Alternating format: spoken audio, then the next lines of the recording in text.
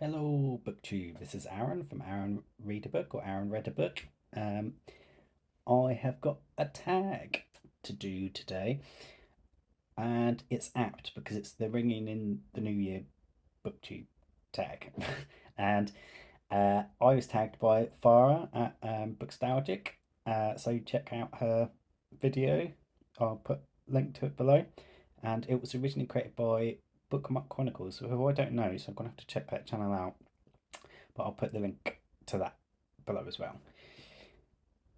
Right, I've just realised I've hidden the questions, so I'm gonna bring them up. Right, let's go. Question one: best book or series that you've read in 2023.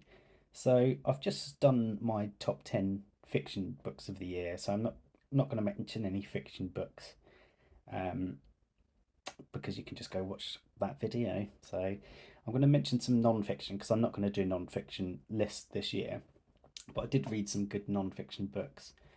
Um, the first book is The Harem Within, Tales of a Moroccan Childhood, by Fatima Mernissi. I think I've got that right. Um, this is a book I read for the Women's World Cup readathon, which is a great event hosted by Alice and Roz and Mark, and I think that's it. Forgive me if I've forgotten anyone, but you basically get nominated a country and you read books by whoever beats that country. And I was Colombia, so I read a Colombian book, and I read this when Morocco beat Colombia, and this is a great book. It's kind of fictionalized, so I don't really know if it counts as completely as non-fiction, but it's based on her life in a harem as a child, and the meaning of the word harem, it has lots more meanings than I realized it did.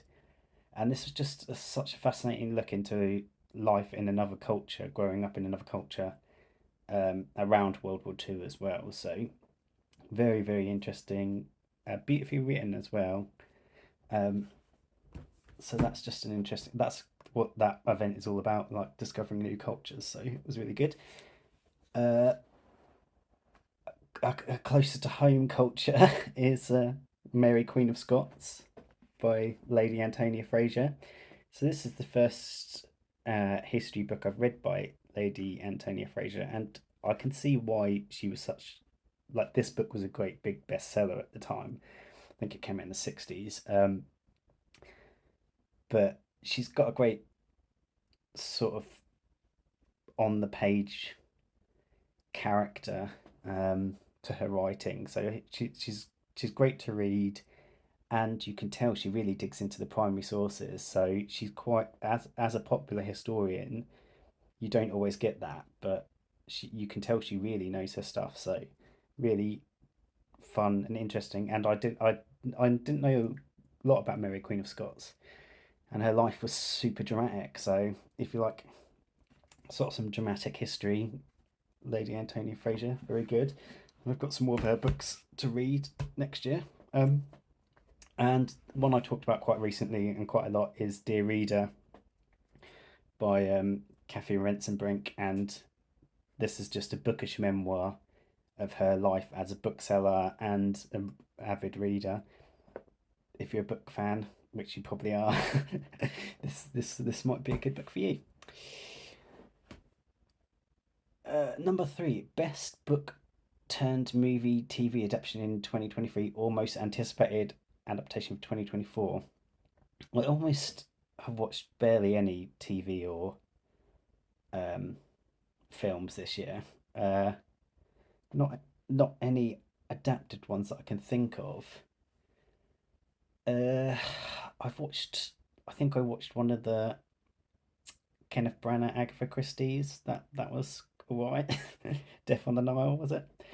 I did read. I did watch also Kenneth Branagh's uh, some of his Hamlet, which was really good, but I never finished it. I kind of didn't want to read the play and don't want spoilers. Uh, yeah, that's quite old. I'm going to go, my most anticipated will be part two of June, even though I thought part one controversial opinion, sucked. It was a rubbish adaptation.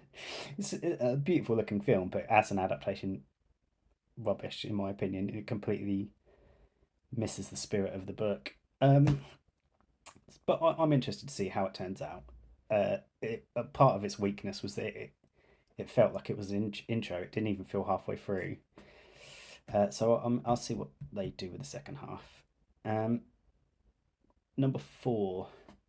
Have your reading habits changed at all this year? And have you got into any new genres?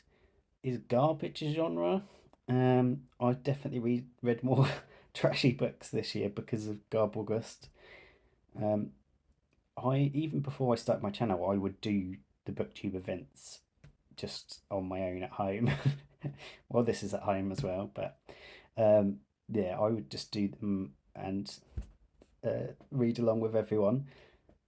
But I never did Garb August before. I think it was only its second year, but I loved it, and I read Slugs by Sean Hudson, so that was one of the highlights of my year.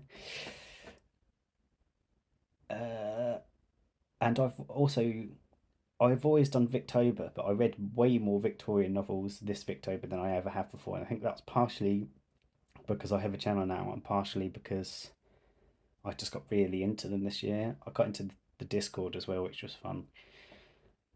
Favorite ship, romantic or platonic, of the year, or new favorite character? Where did I put the book? Ugh. Sorry, I put it right at the bottom of the pile. My favourite ship was the HMS Surprise. There. No, I'm joking. Well, partially joking, but Patrick O'Brien is my favourite ship because Aubrey and Maturin are the greatest friendship in any series of books, and they also ride on ships. Sail on ships. So HMS Surprise, uh, Aubrey and Maturin. I don't know if I ever say that right. Maturin, is it? Maturin. Anyway, that's my favourite relationship. Have you ever have you started planning your TBR? I've just realised I've missed question 2, which is why I've still got a massive pile of books in front of me. I'm going to go back to question 2. Authors you've discovered this year and would like to read more from. For like Elizabeth Jane Howard, I discovered this year. I absolutely love her. I read 5 of her books, so I'm going to read everything she ever wrote. George Eliot, I'd never read before. Read Middlemarch, absolutely loved it. I'm going to read more George Eliot. Patricia Highsmith, I read the first in the Ripley books, really loved it. Want to read more of hers. And then I'm going to talk about a fantasy one I read. Barbara Hamley's Dragon's Bane. This is very adult and quite melancholic fantasy, and I like dragon fantasy anyway, but this had great dragons in it. And just yeah, very adult themed fantasy and really nice writing. I've got another one of her books which is about the seven a murder mystery in Rome, so it's called The Seven Hills of Rome or something. So she's obviously got some range. Also, science fiction. I read for the first time Neil Asher. I don't have the physical copy, but this is the second book in his series, Agent Cormac, and yeah, I really enjoyed the first book, Gridlocked. Like I don't read a lot of modern sci-fi, but this is really kind of like thrilling, um, and reminds me of a bit of Ian M. Banks, where he's created a really interesting world with interesting tech in it and AI and stuff. So yeah, we'll definitely be reading more of him in the new year. Right, what question do I get to? 6. Have you started planning your TBR for 2024 and how many books do you hope to read? I've not specifically planned TBR. I did do a video on some books I might read, including those I just mentioned. Yeah, but my goal I'm setting is 100 books because I've never got to 100 before. I got I'm gonna get to probably 85 this year. So I feel like 15, so only 15 more books. Um, I definitely read more in the second half of the year after I started the Booktube channel. So I'm hoping I won't even have to change my habits very much to reach 100. I had a very busy September, so I didn't read as much shorties as I wanted to. But if you hammer out like 25 shorties in September, then it makes it a lot easier. So I'll try and do that next year.